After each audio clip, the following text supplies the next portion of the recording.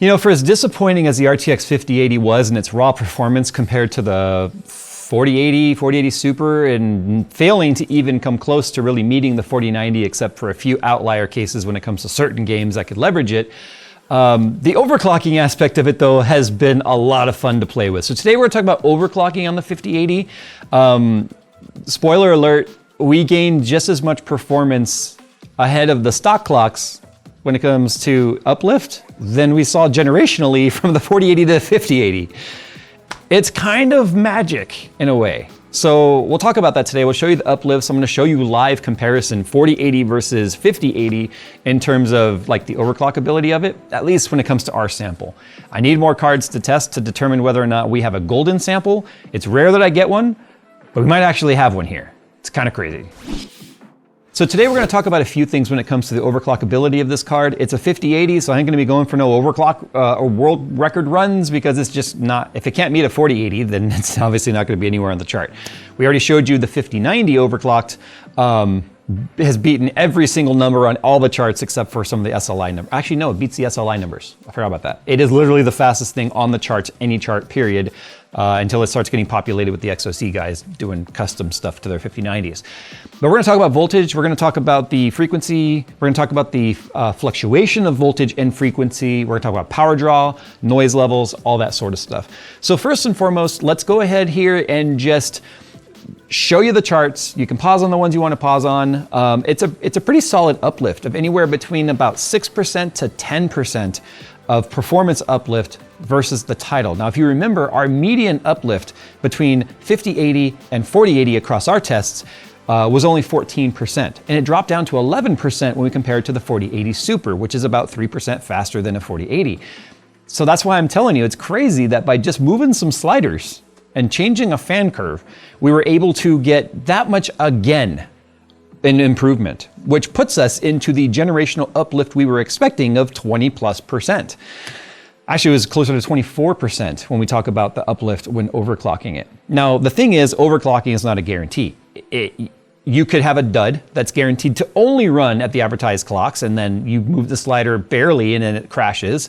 Or you could have a golden sample, or they refer to as a golden chip, which refers to the ASIC quality being allowed. The core will actually push its frequency higher without requiring any more voltage or any more power.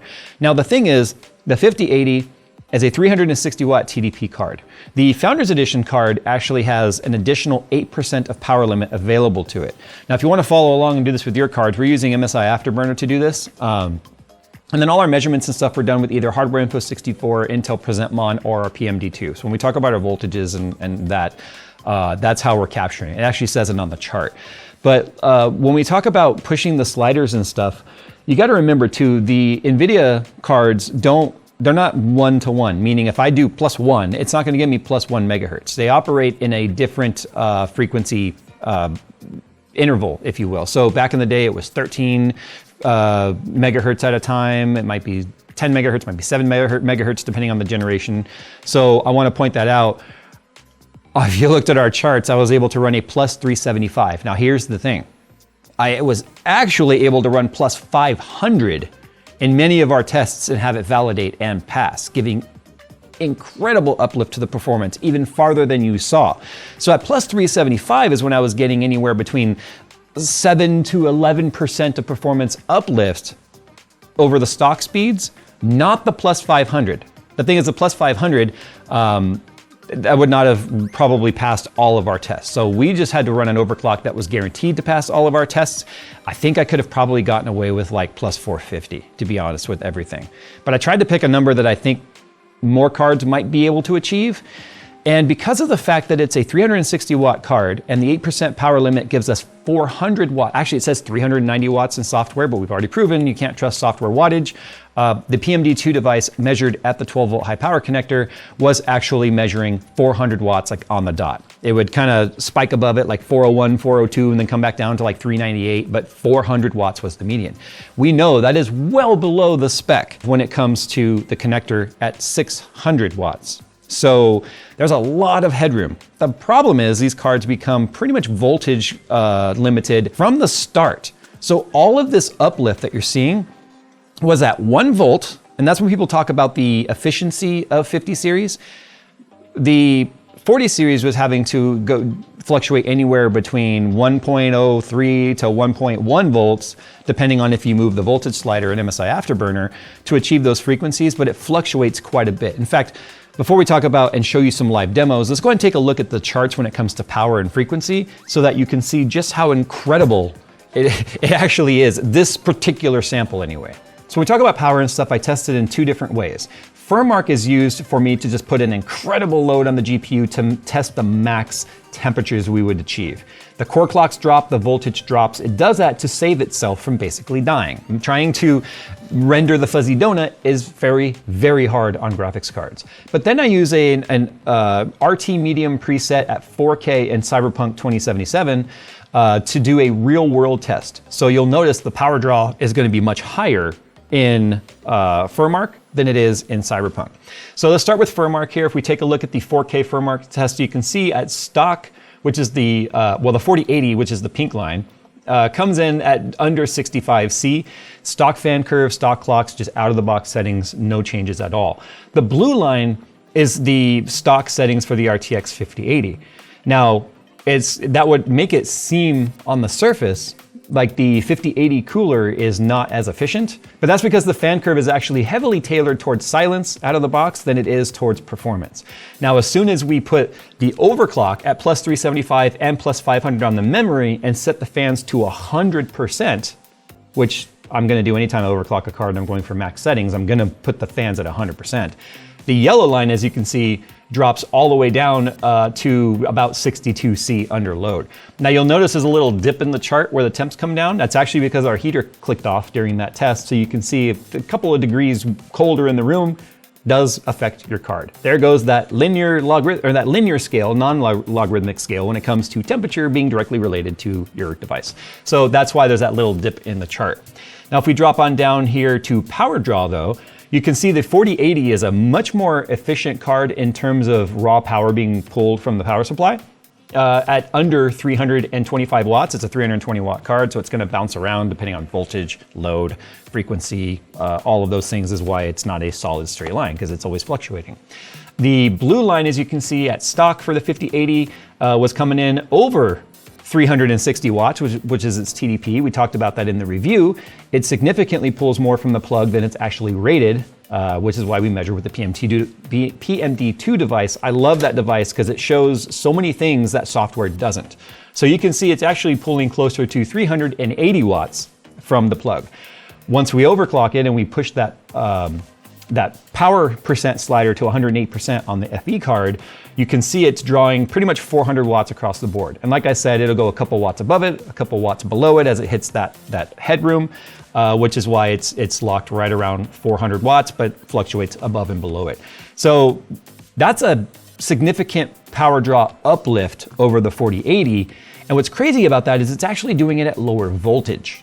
So if we move on down here to the voltage chart, it's gonna be one of the most useless charts you can see when we look at Furmark, because you can see not only do the graphics card companies, especially NVIDIA, limit the frequency in Furmark, they also limit the voltage because, again, they want to protect the card from having any sort of damage done to it. It's kind of like when Cinebench, when CPUs and motherboards can detect that Cinebench is going, it'll actually often put a frequency offset to lower the frequency for the CPU to kind of protect it from too much, temperature and too much heat being applied to it can absolutely push CPUs to the limit. Furmark is kind of the same thing, so it sort of has its own built-in offset logic in here. Now you can see the RTX 4080 is pretty, well, they're actually all roughly the same at about 0.9 volts. So they're gonna fluctuate, obviously, depending. You can see the 5080 is slightly more efficient than the 4080. And this is zoomed in, by the way. This is only 0.5 volts to 1 volt. So I had to really push in the range just so you could see it. Otherwise, if I zoomed out and made it like 0 to 2 volts, it just looks like a straight line. So I had to really punch in for you to even be able to see those differences. Now, when we talk about real world gaming, Cyberpunk 2077, we go back to the temperatures. You can see, one, they're significantly cooler. You can see the blue line at over 65C, closer to 67C for the 5080 at stock fan curve stock settings. Even at the plus 375 offset and plus 500 on the frequency on the memory, you can see the yellow line dropped all the way down to under 60C through the entire 10-minute run. That's pretty impressive, if you ask me. So that is just saying, screw the acoustics. I want all the cooling under 60 degrees. That is kind of crazy. The pink line is the 4080 at stock, and then you can see the stock, though, jumping up to upper 60s when it comes to the temperature. So actually performing very, very well, even overclocked. Now we talk about power draw, though. You can see in Cyberpunk 2077 at 4K, the pink line is the RTX 4080, a much more efficient card when it comes to not performance per watt, but just raw wattage draw. You can see it's coming in at under 300 watts for most of the run, kind of peaking above it a few times. It is a 320 watt card, keep that in mind. So you can see it's not needing the whole 320 watts. Probably if we were to turn on DLSS and we were to turn on a higher ray tracing setting, we'd probably see it max out its total board power. But as you can see, it's not doing that in this case. A little bit of a power increase, obviously, as we overclocked the card because we upped the limit. So we went from about 330 watts to just over 350 watts by the end of the test, which is actually still under its 360 watt rating. Funny thing about that, though, is when we were hitting almost 360 watts for the PMD2, it was reporting about 322 watts in software. So thank you, Steve. I will never trust software again for this very reason. But when we talk about the voltage, though, the pink line, or the one that looks like your kindergartner took your pencil and just scribbled all over your paper, is actually the voltage for the RTX 4080 Founders Edition. Now, we talked about the fact that it fluctuates anywhere from 1 volt to 1.1 volts, depending on the use case or the frequency or the power limit headroom.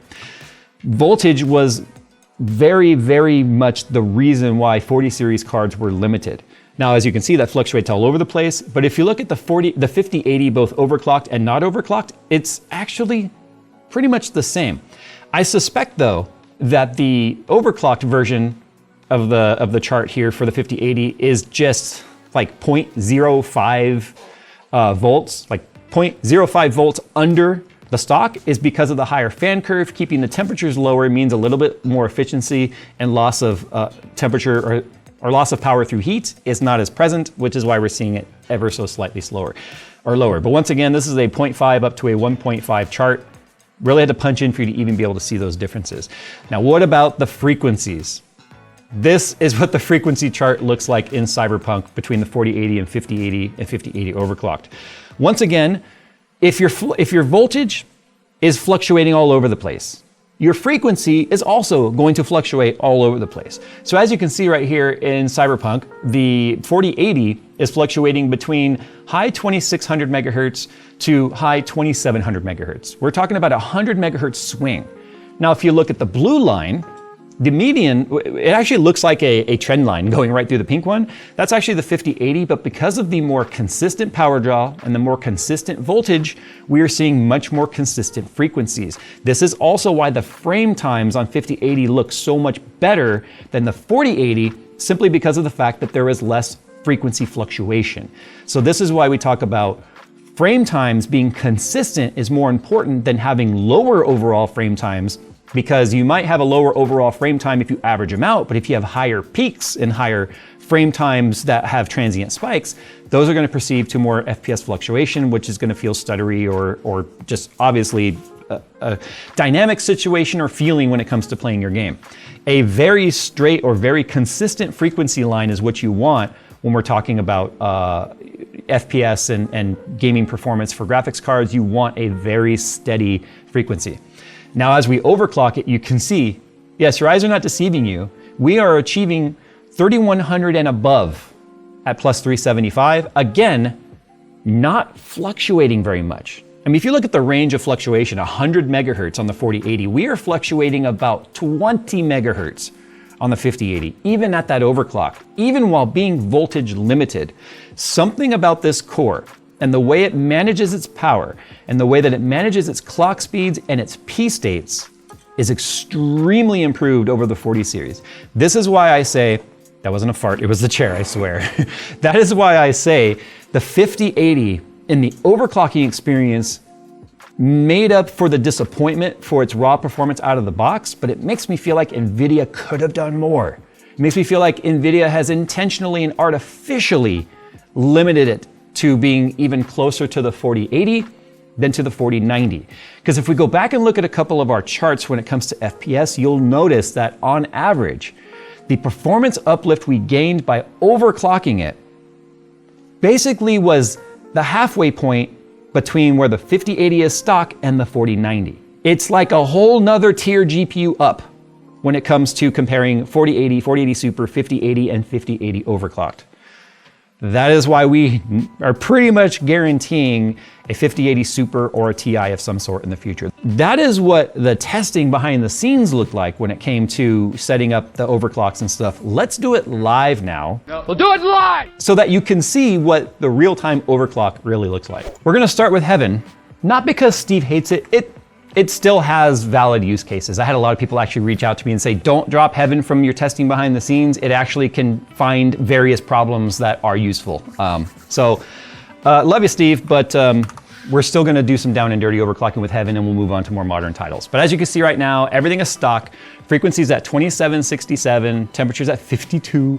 We're gonna start by blasting the fans because, again, we want to keep that temperature as low as possible because not only will that mean we stay in the higher boost bins longer, it means we'll be more stable too because temperature is directly in relation to stability. So you want to keep it as cold as possible.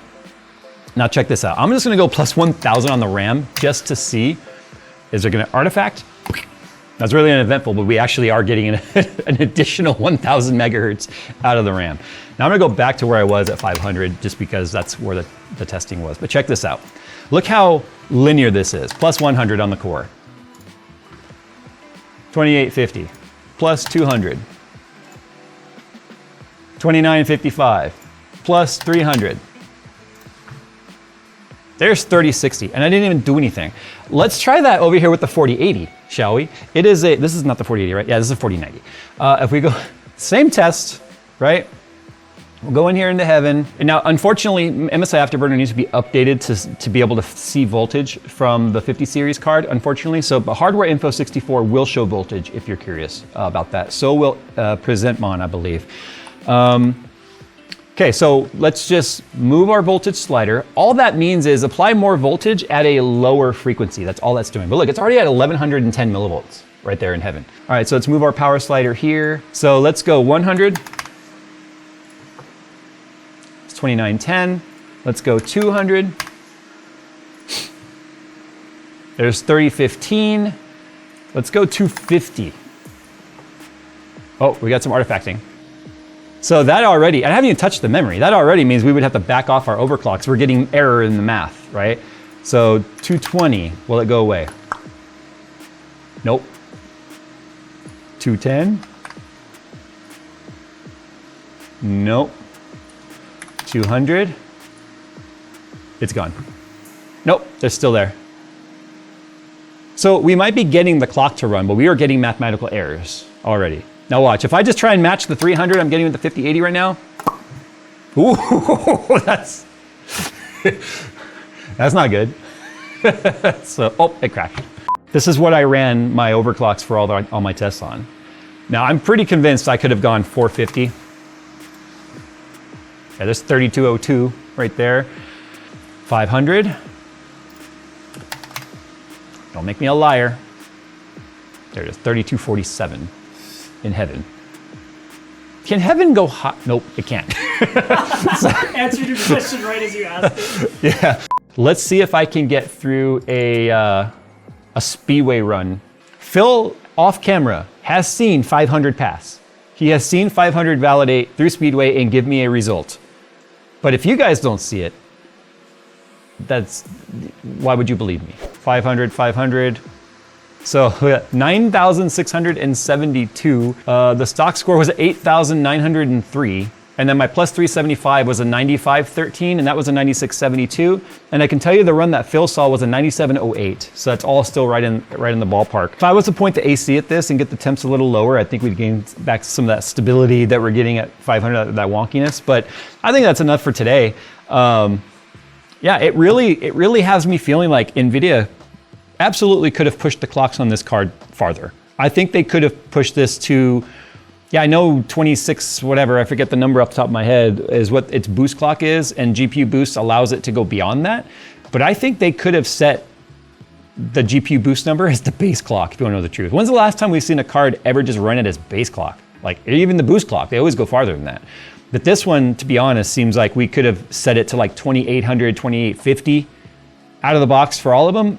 And then you'd get back, honestly, like 3-4% more performance uplift versus the previous generation. So yeah, I think there's a lot of artificial placement for this card on NVIDIA's side to make sure that it doesn't do good, because they need to actually have room for the real Super/Ti card to fit in there somewhere, which might actually slot right where this one is, if I know the truth. But it would do it at lower clock speeds with just a higher core count, to be honest.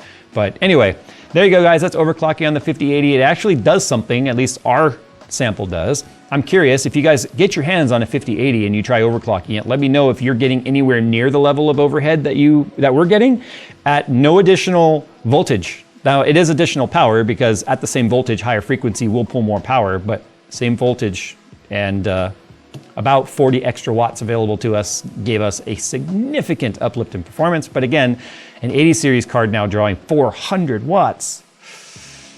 That's a lot. That's a lot of power. I never thought I'd be so excited to call 400 watts efficient, because we're comparing it to a 575 watt to 600 watt 5090. What a time to be alive.